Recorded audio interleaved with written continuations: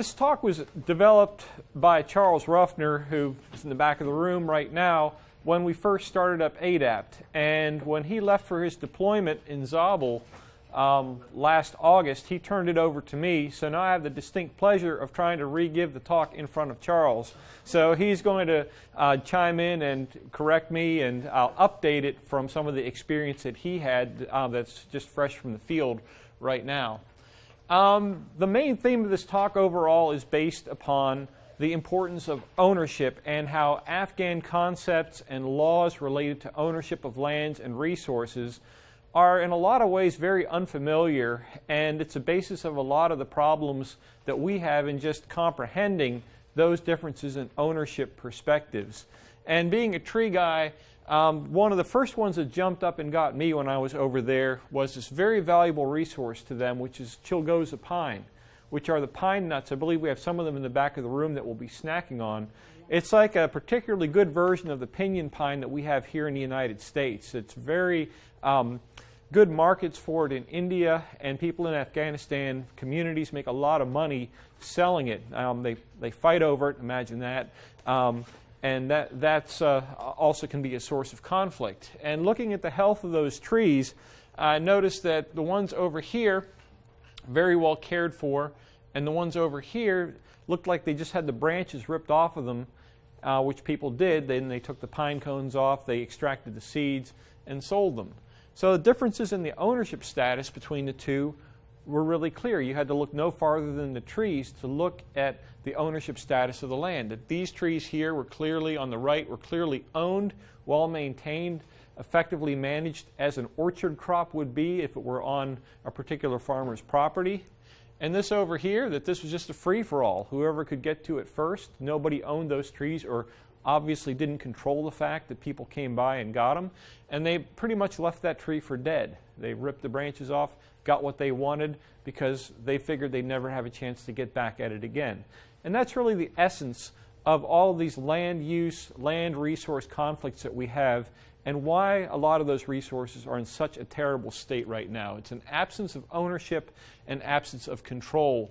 So what we'll talk about today is how land ownership, control of resources can affect your mission and some of the things that you're going to be trying to accomplish, with some emphasis on how Afghan concepts of ownership differ from American concepts of ownership, where things are either owned by an individual and the laws that go along with that, or owned by the government, collectively managed and controlled as such, the status of which are both always very clear.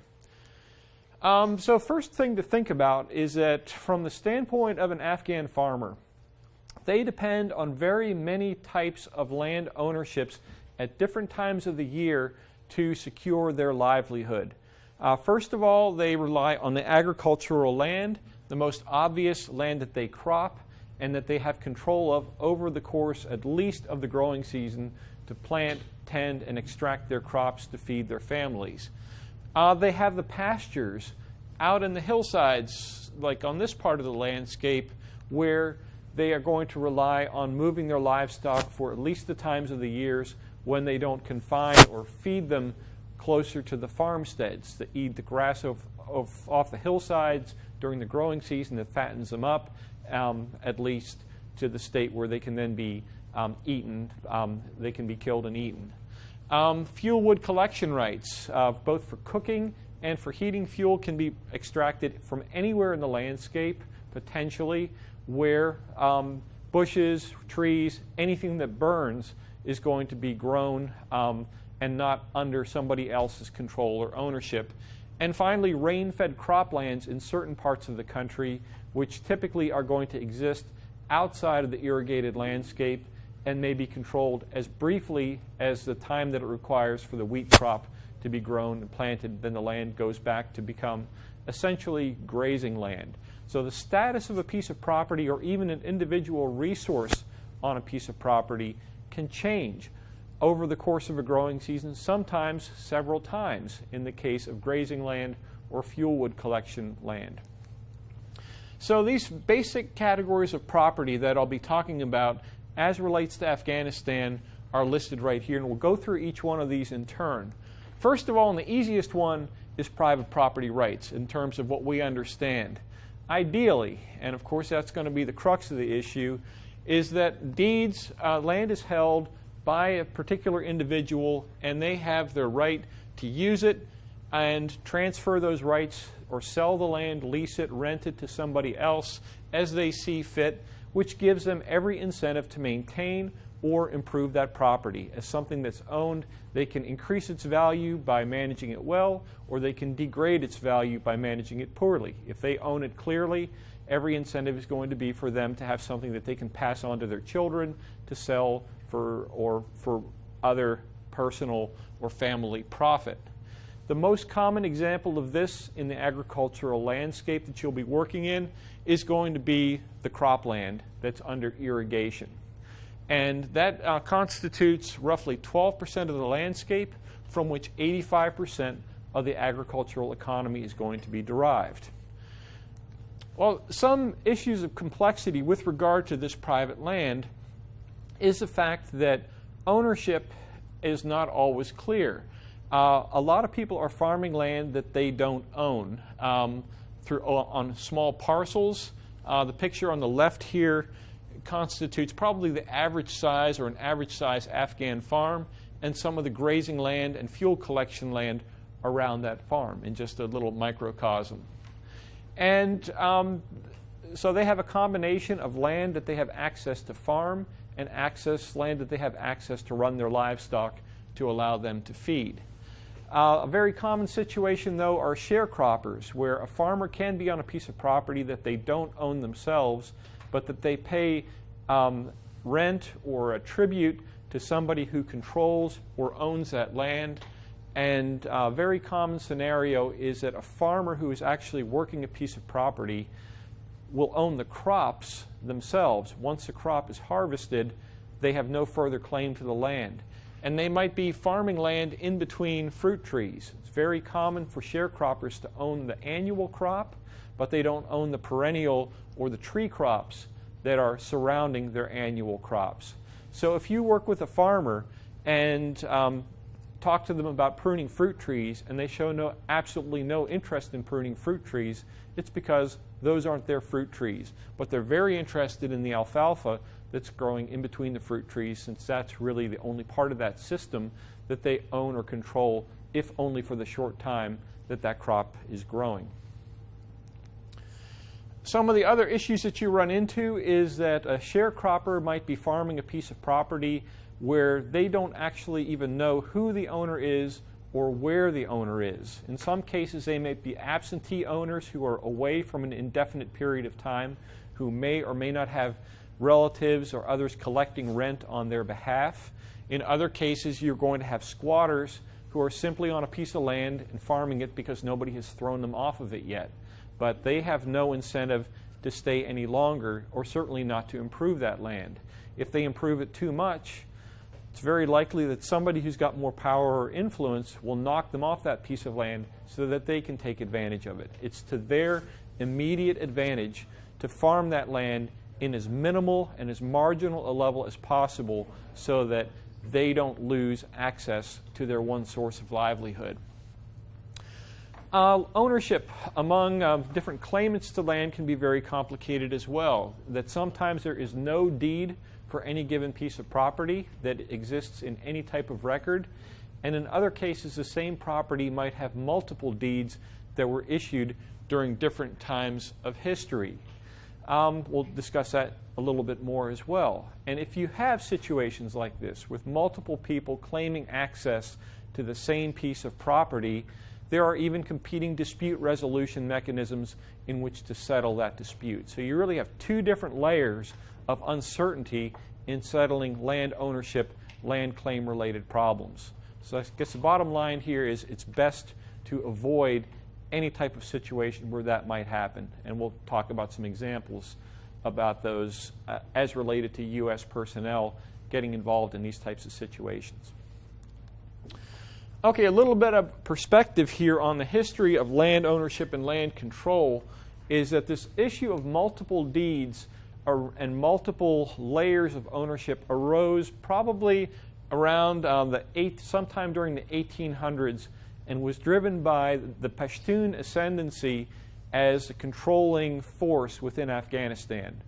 And what they had done as they tried to exert control over the entire country was to make lands available to fellow Pashtuns or others who were friendly to them in parts of the country that were settled and dominated by non-Pashtun or non-friendly ethnic groups friendly to the Kabul government.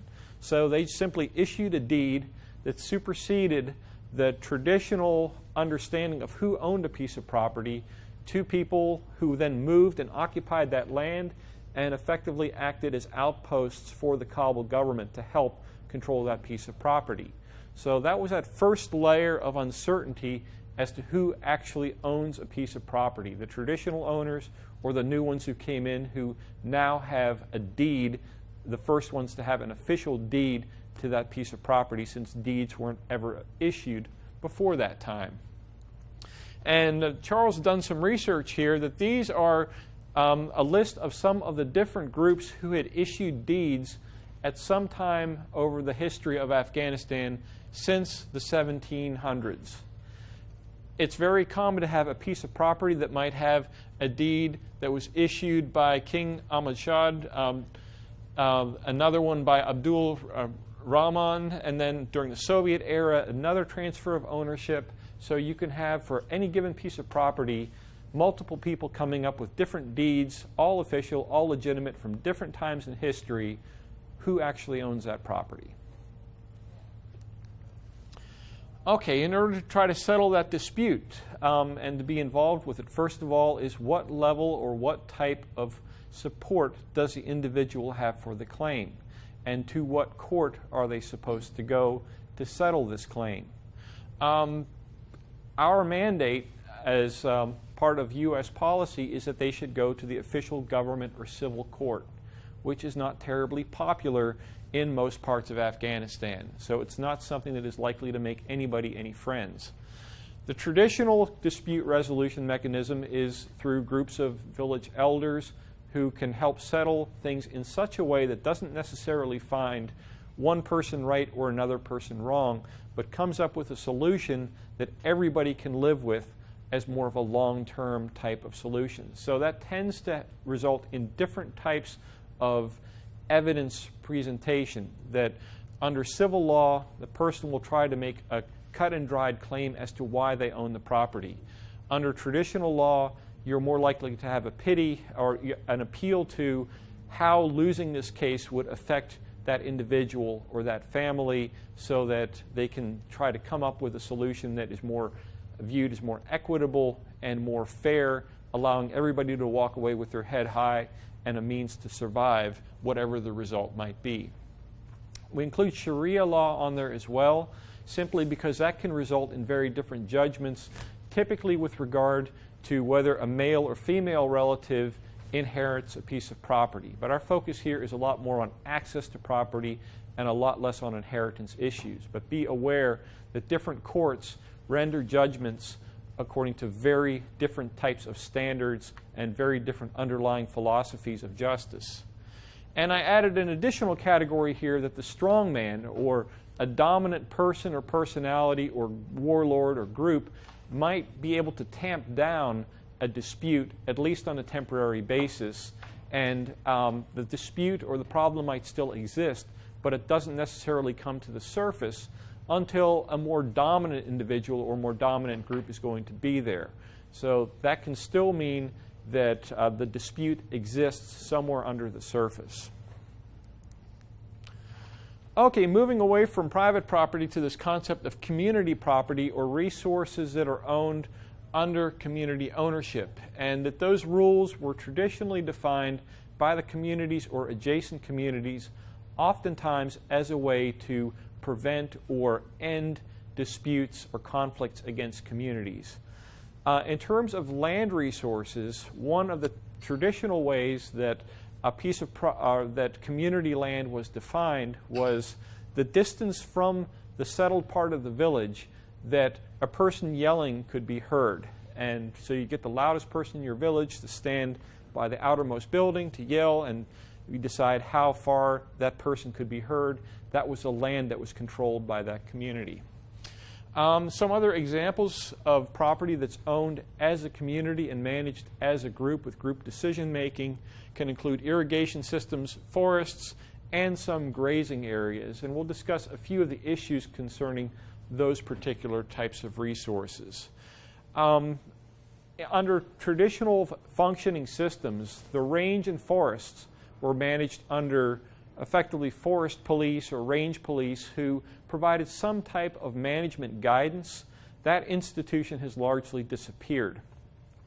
The Marabs controlled the water resources, but that's an institution that is also functions to varying extents and in different ways depending on what part of the country you're going to be in. That resource also has been degraded since the Soviet period. We've done a lot more to try to work with Marabs. The Harbakai concept has not really taken off nearly as much.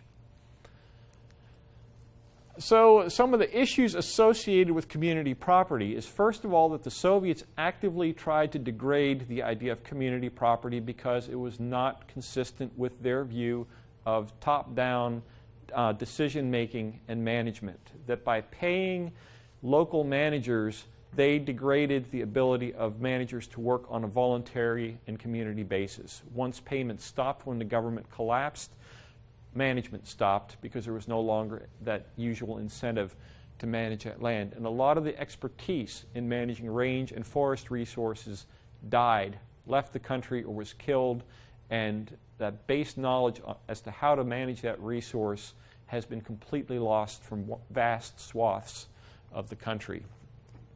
Our Cash for Work programs that we instituted played right into the same types of problems that the Soviets introduced, where we paid people to do a lot of type of management that they used to do on a voluntary basis. That's been improved quite a bit, particularly with things like Kerez cleaning. Charles will talk more about that later on. And then the issues of resettlement, or strongmen have been another phenomenon that have degraded community resource management. As warlords, as power has coalesced into a few individuals, what might have been community decision-making is now under the hand of pretty much a mafia type of arrangement where a certain powerful individual allocates resources or makes decision-making their own responsibility, and it's no longer the more democratic type of decision-making that was common under traditional community structure. Resettlement is another force that's affecting community land management. As people are moving out into the countryside, sometimes from Afghan cities, sometimes even from Pakistan or perhaps some other countries, and moving up into the central parts of Afghanistan, you're starting to get communities now moving into land that was managed by previous communities that were there continuously. Either new communities are coming in or are resettling that area who had been there before, and that limited resource land base is now coming under further pressure and further conflict as more and more people try to use a small or dwindling resource. And a third category here, we'll get more into some means of managing community property in just a little bit, but I want to finish those main four categories of land ownership first. State or government property, very familiar concept to us in terms of government ownership, that they own the district centers, that's all very clear. Nobody disputes that the government owns things that are in the center of the district, in the center of the main cities. But an additional concept was that at some point in history, all the wastelands, lands that didn't really fall into any of the categories of community or private land ownership, were claimed by the government as property of the Kabul government. And what that did was it created the illusion of government control that really backfired in terms of how people with access to that land, the people living in those areas, handled that land. It's a very typical thing that we do it in our country too. I've been guilty of it myself as a kid growing up in Pennsylvania, is that when you are up against government land and nobody is around, you're going to make use of that land in ways that are not necessarily legal. You almost feel good about doing it. So we took firewood off of government land. A lot of my friends hunted off of that land illegally. I mean, it's just, the Afghans have a saying, the government is blind. Well, if you live in rural parts of the United States, you can understand completely that concept. So very much alive in Afghanistan as well.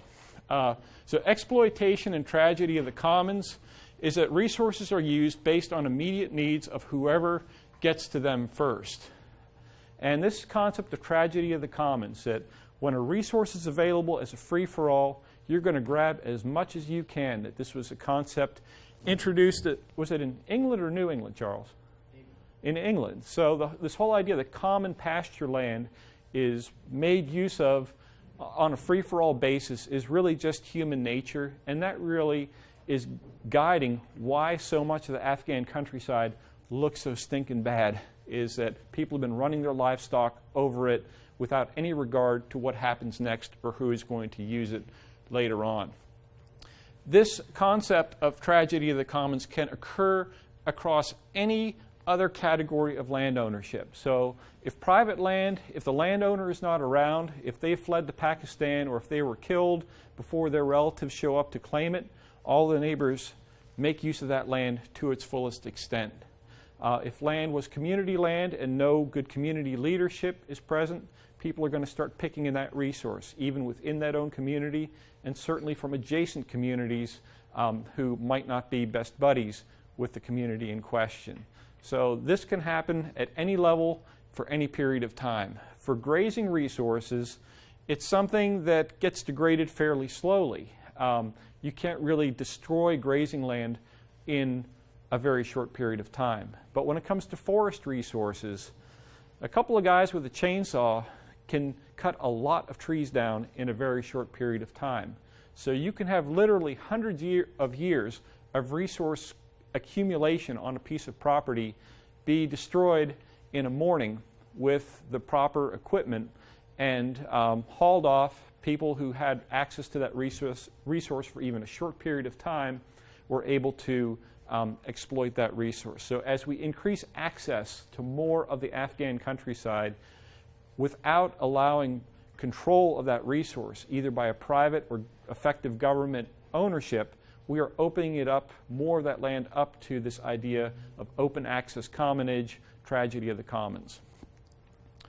So it may be temporary due to societal collapse, and there's some examples of where that happened that I'll give you, or it may be permanent on certain parts of the landscape where any kind of claim of ownership is given up. Very often, that's where you're going to see the tents of the grazers of the Kutchis are oftentimes in land that is under permanent non-ownership or default government ownership, but without any real control exerted by the government onto that land.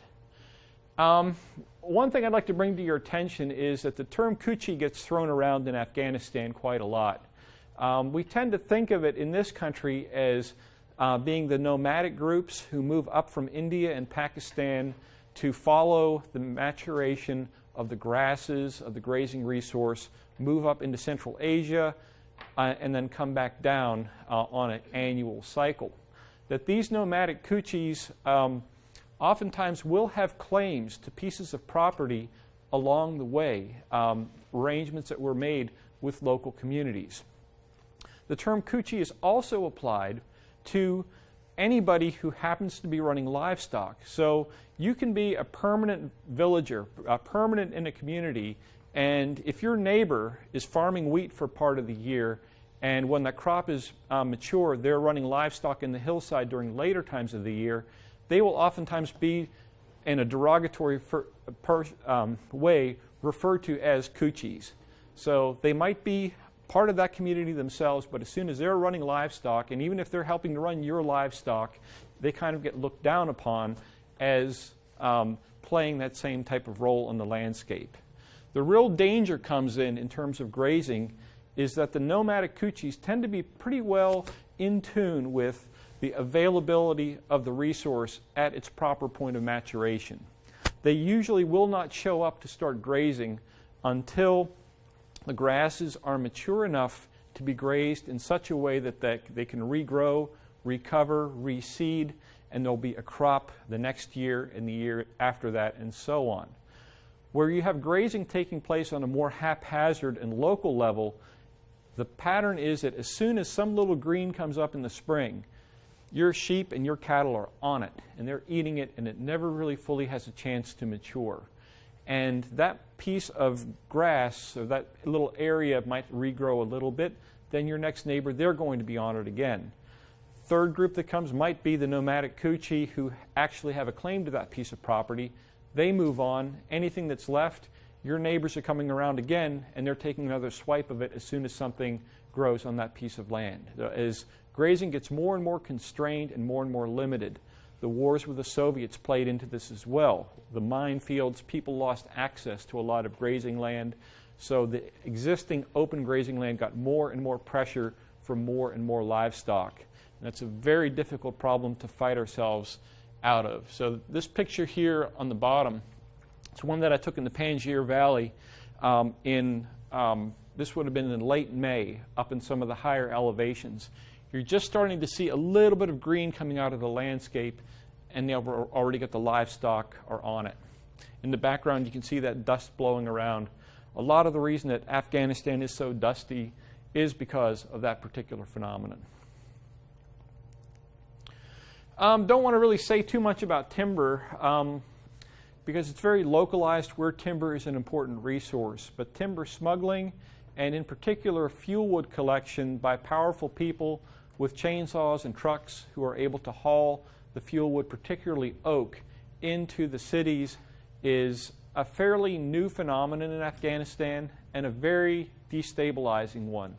That if the trees were not grubbed out of the ground, and a lot of times they'll dig the root systems out and sell them as well for fuel, prevents those trees from resprouting as they normally would. When that happens, you can't collect fuel from them anymore, and the livestock can't eat the branches anymore, which helps them normally survive periods of drought when grasses aren't available to feed them. So that's a very important form of resource degradation that's occurring right now, pretty much under the radar. People aren't aware of it to the extent that they ought to be. The illegal logging is, my understanding, is that after opium, the second leading funding for the insurgency, even though it's very localized and very isolated on the landscape. It's a pretty important phenomenon where it does occur. Okay, some examples of how land has shifted access and of some things of very great importance to certain parts of the country. Across the northern half of Afghanistan, scattered across that landscape, pistachio trees would grow on unirrigated land, as you can see here on the left. That they would call this a pistachio forest. What the local communities would do, that they would, under some regulation from the government, they would go in and harvest the pistachio nuts and sell them and produce a very good product that Afghan and Iranian pistachios are viewed as being the best in the world. When the Soviet controlled government collapsed and people believed that they would lose access to this land or feared that they would become refugees or that others would take the resource, they cut down all the pistachio trees and dug up the roots. And better to take the resource today, even if you're degrading your future, than to have to lose everything if somebody else is going to get at it. Some interest from Pakistan, at least a story that I've heard a number of times, offered to buy the root systems of the trees that they would then help to foster growth of their own pistachio farming interests.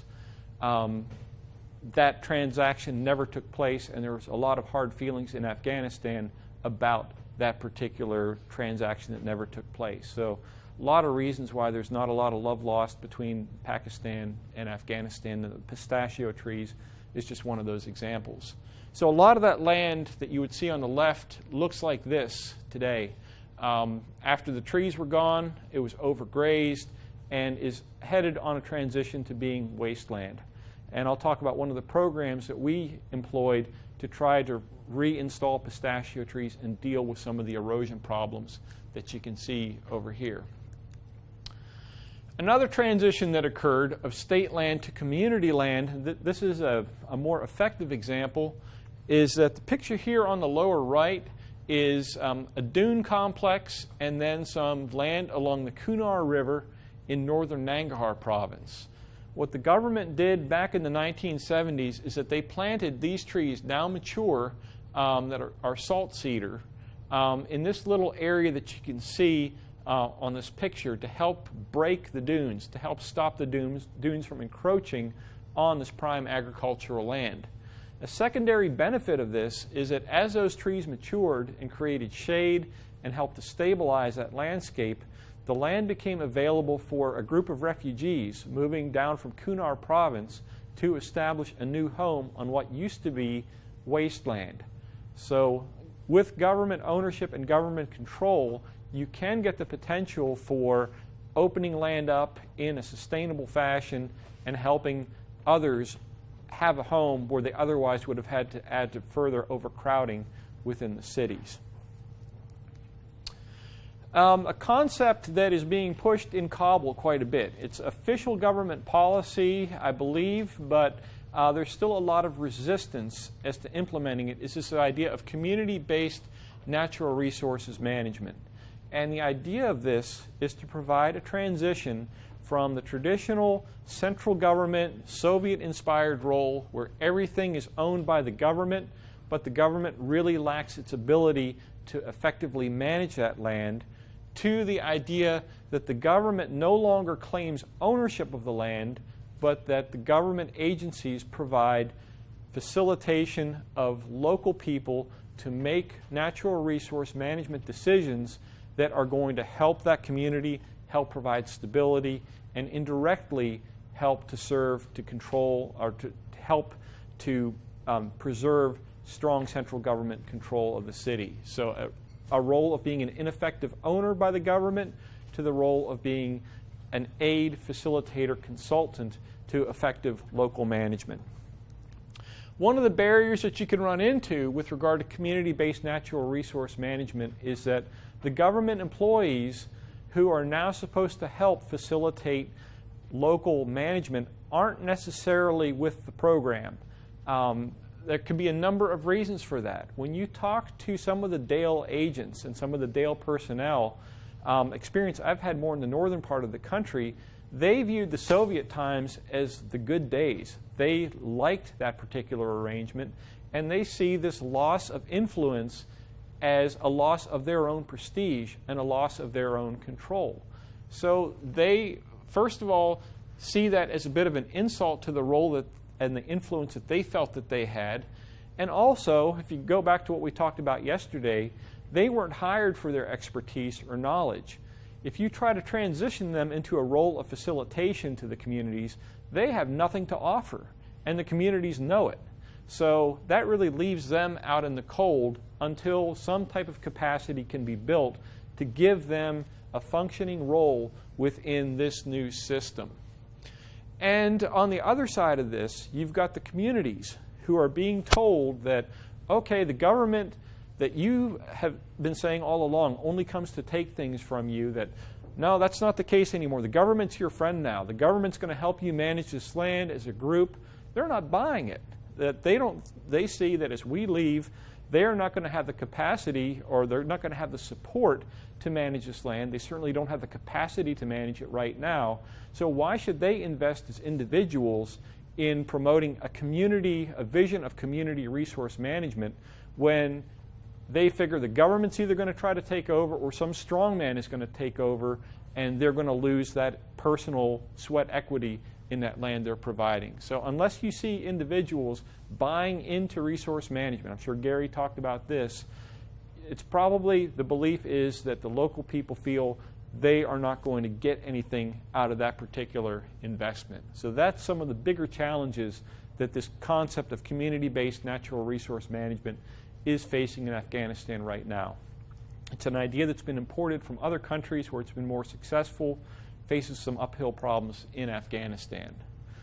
Okay, with that being said, I want to give you an example of a community-based natural resource management project that I was involved in through our AWAT project And the reason for giving this to you is to try to show you some of the ways that Afghans do things when it's Afghans working with Afghans. And that's really the take-home message that I want to draw out of this particular story.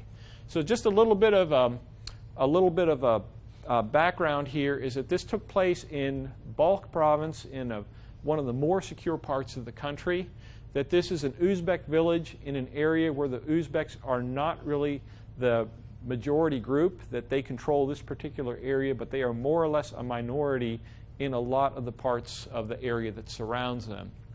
USAID funded the project through the New Mexico state-led AWAT project.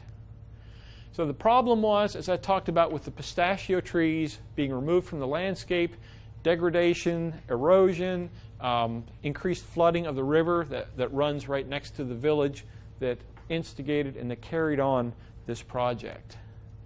So the solution was being seen, terracing the hillsides, providing some check dams for the erosions, and the terracing would create an environment where tree planting could then take place. It consolidated the fine soil particles, moisture levels were higher in the terraces than they were before terracing, and more importantly than even the tree planting is that as people were helping to foster tree growth, they would leave their livestock off of the land, allow the grass to regrow, and to revegetate that hillside. That type of passive management is more effective way of trying to prevent erosion than a lot of the more active tree planting. But without the tree planting, the passive management won't take place and that land will remain unprotected from grazing.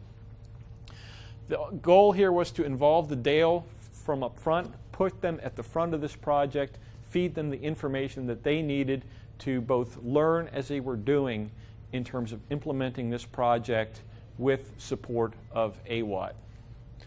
A couple of the personnel and the various roles that we played in this project is that the project was masterminded and led by AWAT's natural resource leader, who is Engineer Khavrin right here. I'll mention him quite a bit through this part of the demonstration.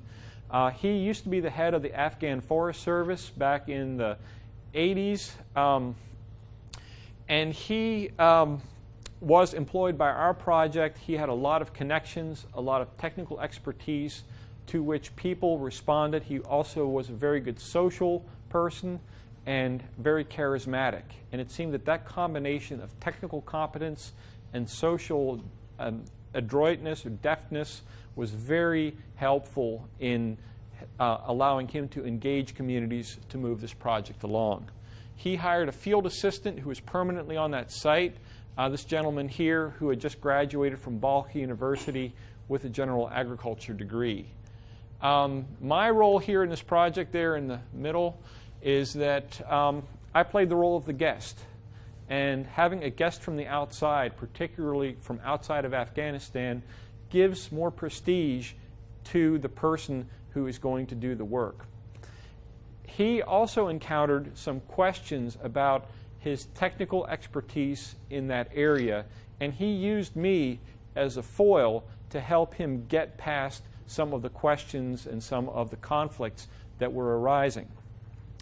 He and I were the only two people who spoke English in this whole group.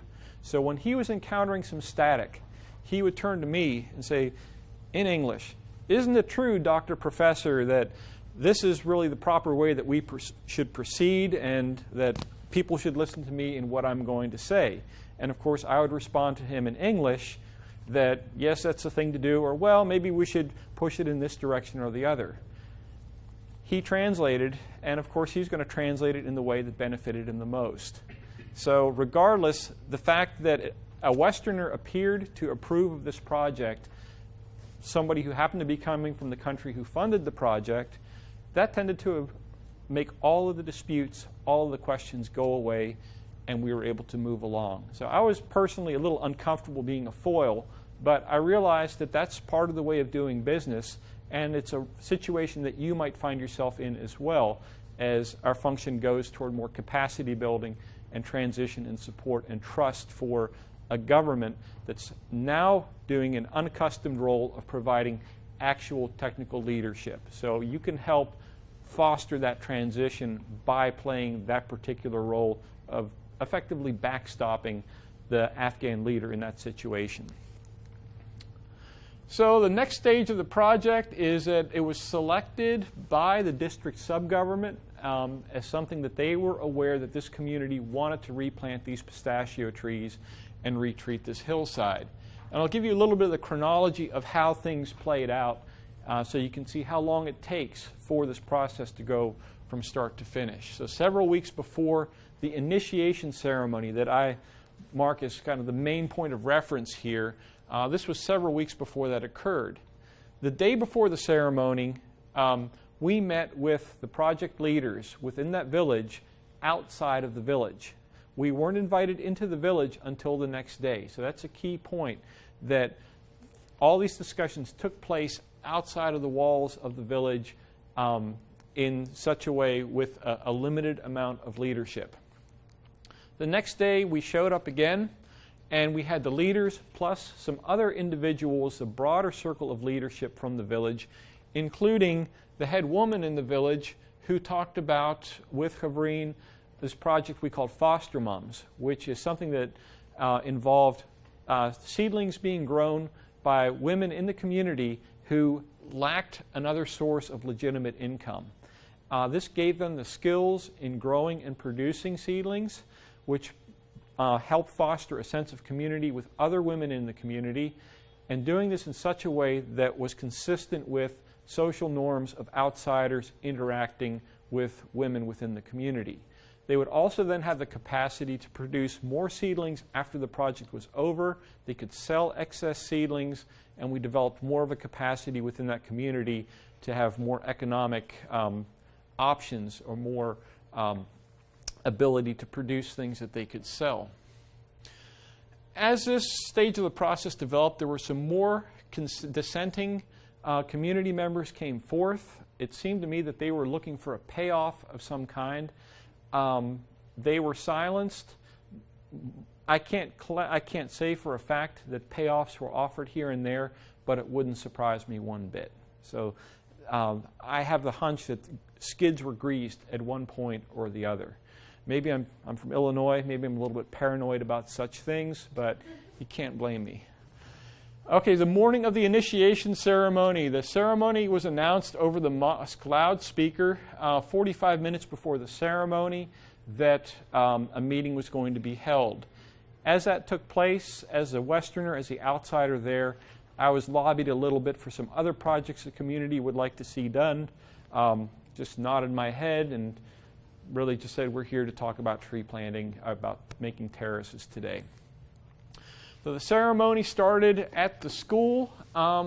Children, village leaders, and local officials, and really anybody who was available to attend was at this meeting. The ceremony opened up, very important again, with prayers and poems being read. It happened to be Teacher Day, so other types of ceremony was brought into this announcement of a new community tree planting project.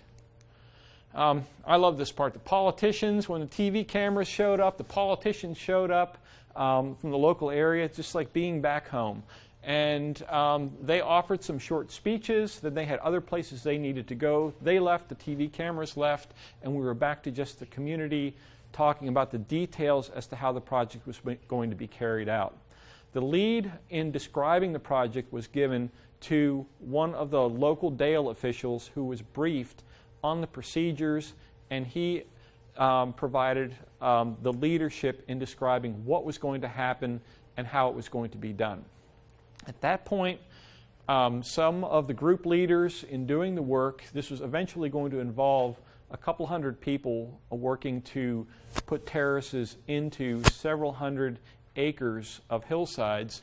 Some of the leaders, probably a group of maybe 20 or 30 people, maybe a few more with kids tagging along, walked up onto the hillside, and the technical leadership as to how to do the work was introduced by Engineer Havrin as the technical leader.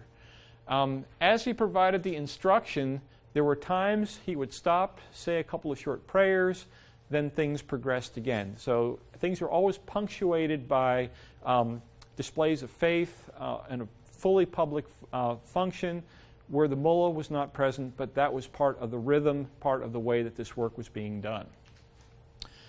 Once the project got rolling, and here we're talking several weeks of talking and planning, and it seemed like it went on forever. Once it got time to start the project, things moved remarkably quickly. Terraces were put into the hillside within a year. The hills were all terraced, the check dams were all built, and we were ready for planting pistachio trees. The site was used as a demonstration area for a conference that we held for Dale leaders from around northern Afghanistan who arrived onto the site. We showed them what to do. The local mullah was invited to participate.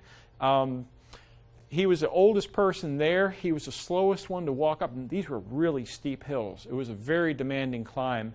As one of the few Westerners on the site, I was really uncomfortable with the fact that he would keel over on us. But he made it up the hill. He played his function. Everybody went home happy. And afterwards, we had lunch, of course, passed out certificates of participation to the workshop. They included me into it, along with various other Afghan dignitaries, to involve all of us in this particular process. The Dale agents then returned home to the areas where their projects, they could replicate similar projects, having seen how the work was carried out and what its results were going to be. Okay, so the project incidentally didn't get completed. Our project got canceled. The tree planting didn't happen. But the nice thing about these terraces is that they'll last for many years. Another NGO can come along and get a quick win out of planting trees on these sites after the hard work is going to be done here. So it's not a total loss. The terraces by themselves are doing some very good erosion control, so it's good. I think it's very important to not do, if you're going to do a half project or if you're going to risk getting cut off, at least have that break point be something that in itself has some real value. Like half a school is not doing anybody any good, but half of a terraced hillside, even if no trees are planted, that's doing some real tangible good and provides inspiration for further work along those lines. So thinking small and realizing that your projects may not come fully to fruition, I think that should be built into the planning process. Okay, so what does this mean for you in terms of looking at some of these very complicated dispute types of situations? The point at which I think you should have the most awareness that things might go wrong and where fights might develop is when there is a prospect that land is about to change value.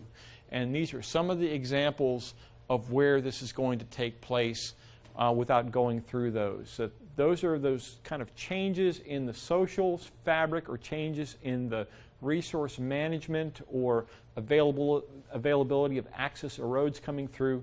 Those are the times to be aware that disputes related to land, to water, to grazing, to timber, that's when they are most likely to pop up.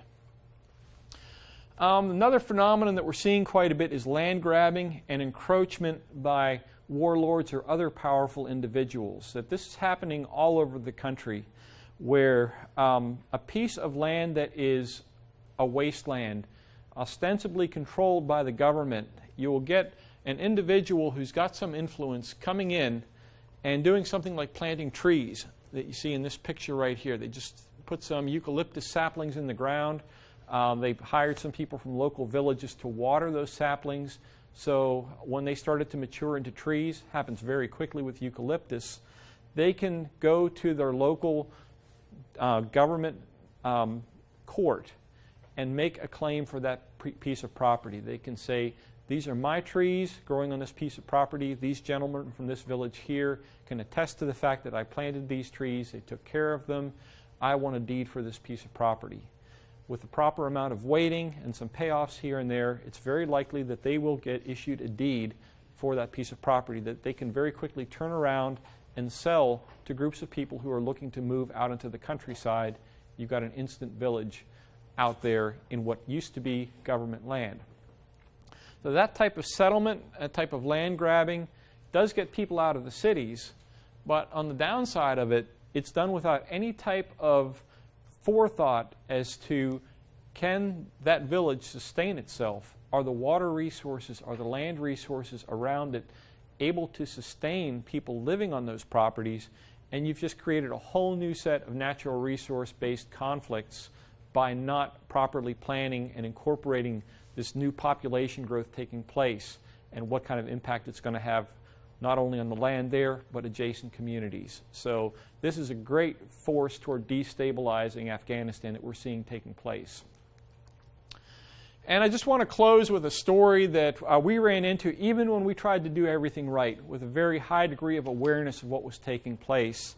That this is a hillside at Samarkand in just east of Jalalabad. Nangarhar province is very stable.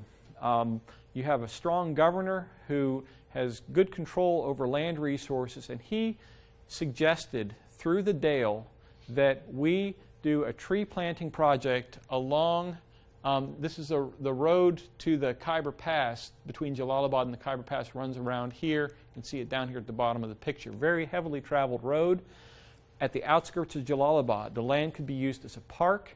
It could be used as a tree planting demonstration. There was plenty of water nearby for getting trees established.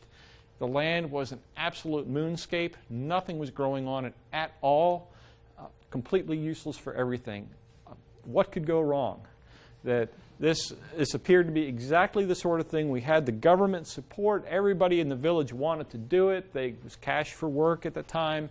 So we had people ready to go, putting in terraces, and things were looking really good. However, we were unaware that there was a rival land claim by a group of different ethnic group who was living in Jalalabad, who once they saw these terraces and they saw a little bit of vegetation that was potential grazing, a little bit of green peeking out from behind those terraces, they came in with a competing land claim. A fight broke out. People died on both sides, the village who did the work and the group from Jalalabad who had that claim, and we canceled the project since it was leading to bloodshed. So even when you think you're doing things right, a fight can break out. Okay, some of the suggestions for actions. First of all, beware of strong men who are claiming improvements to property, because a lot of times that is centered around a desire for grabbing more land and more influence. Beware of provincial judges who are viewed as being corrupt, and try to solve issues locally. That's going to have a lot more community support in general. Where you can, help the Dale build their local stewardship institutions. Community-based natural resource management, at least give them the tools to help. They might not be willing to do it, but at least this puts them in the position of having the tools to buy into this new program. Whether or not it's successful, it fits right into your capacity building mission. Support training, preferably through the Dale if you can, with regard to improve agriculture, in particular on clearly owned land. The closer you can go to the individual farmers, the safer you're going to be in terms of creating conflict. And where you have to deal with land ownership issues, independently track it as thoroughly as possible to avoid a lot of the problems that we ran into. Again, eAfghanAg is there. Charles and myself, anytime there's anything we can do for you, please give us a holler.